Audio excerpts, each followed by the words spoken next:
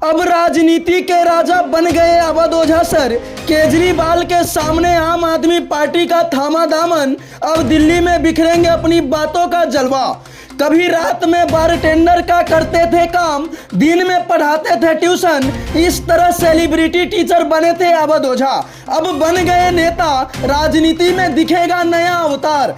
IAS में बार बार असफलता के बाद भी रचा इतिहास। अवध ओझा की मां ने कैसे बदली बेटे की तकदीर। अब जीवन में मिला एक और बड़ी सफलता, जाने संघर्ष की कहानी। मशहूर ऑनलाइन कोचिंग टीचर अवध ओझा सर का राजनीति में एंट्री हो चुकी है। अवध ओझा आम आदमी पार्टी में शामिल हो गए हैं। वो पार्टी संयोजक अरविंद केजरीवाल और मनीष सिसोदिया के मौजूदगी में आम आदमी पार्टी में शामिल हुए हैं। छात्रों के बीच उनकी पहचान न सिर्फ एक शिक्षक के रूप में बल्कि एक प्रेरणा स्रोत के तौर पर भी है। उनकी जीवन की कहानी, संघर्ष, परिश्रम और दृढ़ संकल्प छात्रों के लिए एक मिसाल है। आइए आपको बताते हैं आज अवध ओझा सर के संघर्षों की कहानी। किस तरह से लगातार असफलताओं के बाद उन्होंने कभी हार नहीं मानी और आज उनके जीवन में एक बार फिर से एक बहुत बड़ी सफलता उनके कदम चूम रही है। वीडियो को ज्यादा से ज्यादा शेयर कर दे दोस्तों, ताकि ये जानकारी आपके अपनों तक भी पहुंच सके और तमाम उनके चाहने वालों तक भी ये खबर पहुंच जाए। दोस्तों, गोंडा के विकास खंड वजीरगंज के छोटे से गांव से निकलकर अपनी मेहनत और जज्बे के दम पर देश भर में एक अलग पहचान बना रखे हैं। अवध ओझा सर, उनके संघर्ष और सफलता की कहानी उनके परिवार और खास तौर पर उनकी मां अधिवक्ता संतोष ओझा, जो कि बड़े उपाध्यक्ष सिविल वार गोंडा है, उन्होंने कई महत्वपूर्ण बातें साझा की हैं। अवध ओझा का बचपन शरारतों और किस्सों से भरा था। उनकी मां संतोष ओझा ने बताया कि ओझा बचपन में बेहद ही शरारती थे और दोस्तों के साथ घूमने फिरने का बहुत शौक रखते थे। वो अक्सर दोस्तों के साथ घूमने का प्लान बनाते थे, फिर खुद ही गायब हो जाते थे।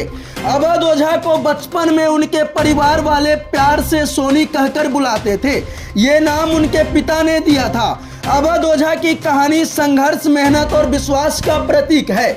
गोंडा का ये सोनी अब देश भर के युवाओं का प्रेरणा स्रोत बन चुके हैं और वो अब इतना ही नहीं, राजनीति में भी जलवा बिखेरने को तैयार है।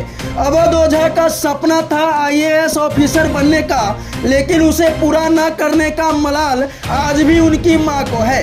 यूपीएससी के तैयारी के दौरान उन्हें कई असफलताएं मिली।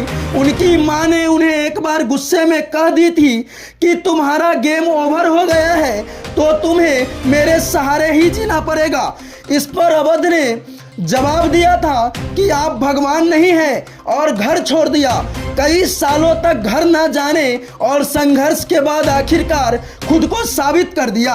अवध ओझा ने मीडिया को दिए एक इंटरव्यू में बता रहे थे कि यूपीएससी की असफलताओं के बाद हालात इतने खराब हो गए थे कि एक बार उन्होंने दोस्त से 100 रुपये मांगे, लेकिन उसने भी मना कर दिया।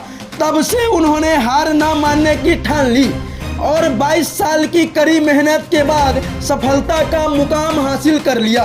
उनके पिता माता प्रसाद ओझा ने बताया कि ओझा का दिमाग बचपन से ही तेज था।